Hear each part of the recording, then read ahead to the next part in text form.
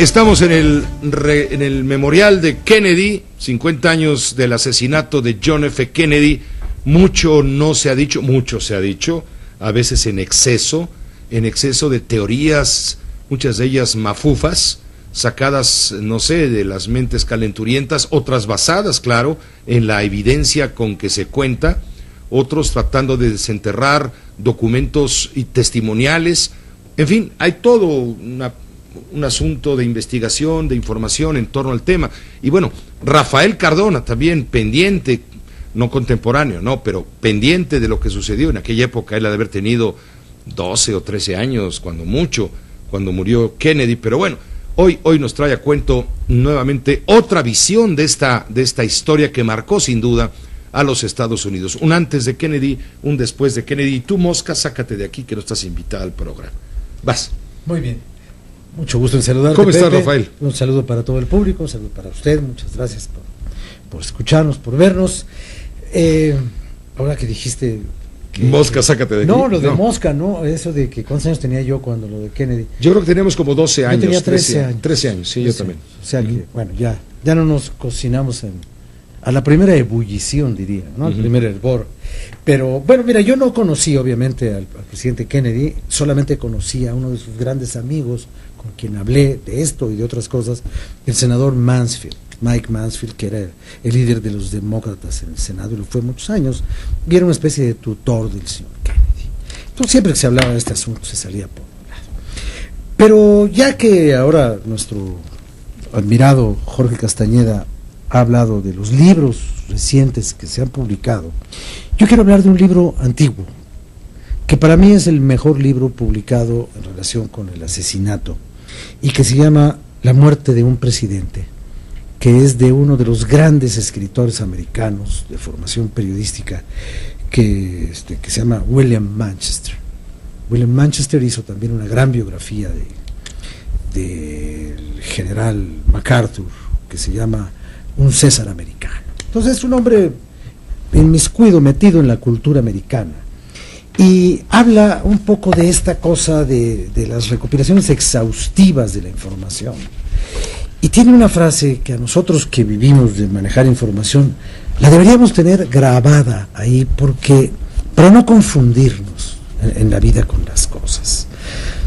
El tipo dice todo lo que investigó y la cantidad de legajos que entregó para que alguien continuara con la investigación. Y entonces dice: naturalmente la investigación no puede sustituir al recto juicio. Fíjate qué sensatez, ¿no? La investigación no puede sustituir al recto juicio. La verdad no consiste en la suma de 1.000.000 de datos. Entonces esto es un poco para ir diciendo, a ver, señores, los que dicen que tienen la verdad en un puño porque averiguaron, supieron que el señor Oswald estuvo en México y que tenía una novia en la embajada cubana y que pidió una visa y no se la dieron, lo cual es genial, ¿no?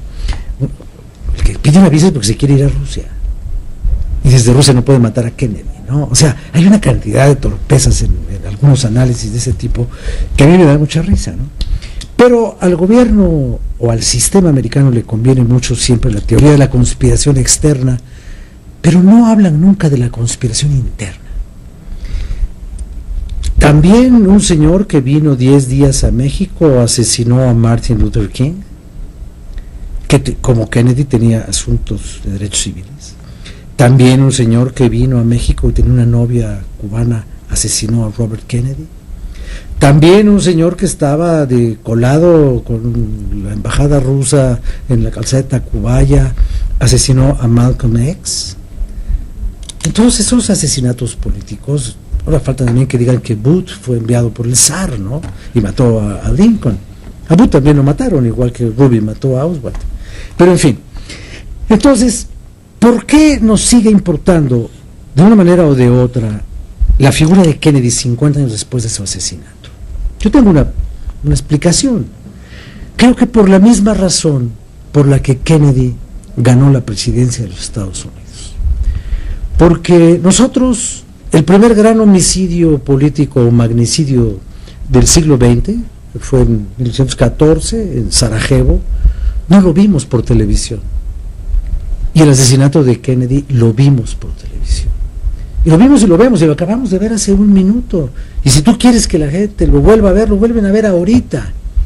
Porque la televisión es una memoria infalible. La televisión, como testimonio, como documento, no miente. Expone, exhibe, permite ver lo que antes te decían.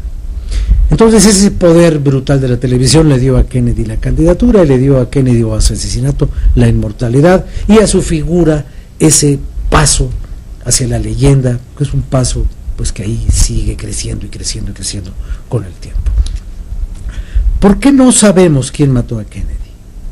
Por la misma razón que no sabemos quién mató a Colosio, y por la misma razón que no sabemos quién mató a Obregón, y por la misma razón que nunca sabemos, porque no debemos saber quién es el autor intelectual de un magnicidio.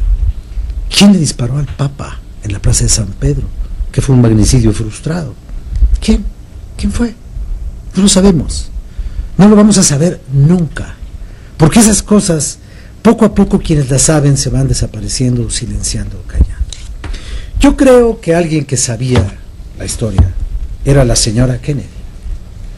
Y si tú me permites regalarle este pedacito de este libro al público, yo creo que le haríamos un favor a quien no lo haya leído, porque el libro de Manchester termina con una revisión de las evidencias en una bolsa de plástico guardadas en un depósito, en donde está la ropa que traía ese día la señora. La ropa completa. Y entonces él se pregunta, ¿qué pasaría si alguien que no sabe lo que pasó viera de pronto esas prendas? Y entonces dice, si el intruso las examinara más detenidamente, quedaría confundido por un momento. El recuerdo de un tiempo feliz se mandaría al tinte, o diría a la tintorería, ¿no? Se mandaría a la tintorería antes de conservarlo. Y era evidente que no había recuerdo que con tales enormes y grandes acontecimientos. En el delantero y el dobladillo de la falda aparecen feas manchas. El bolso de piel y el interior de los zapatos tienen pegada una sustancia de un rojo oscuro, y las medias presentan un aspecto bastante extraño.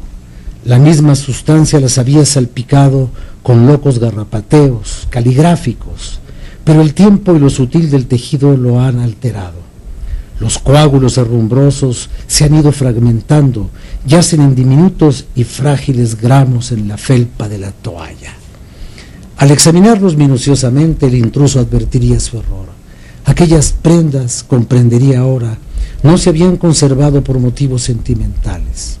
Se percataría de que las había llevado una mujer joven y esbelta a la que había sorprendido un terrible accidente. Se pondría a considerar si habría sobrevivido a él, y puede que también se preguntara quién fue el culpable. Entonces la investigación no termina con la verdad, o no llega a la verdad. La investigación te deja abierta la puerta, y solamente por esa puerta podemos vivir en el mundo de las lucubraciones de un hombre que pasa la historia, entre otras cosas, por dos mujeres. La mujer más hermosa del mundo, que le canta el día de su cumpleaños en condiciones preorgiásticas, y la esposa que sale gateando por la cajuela de un coche con la ropa ensangrada. Happy birthday to you. Happy birthday, Mr. President. Happy birthday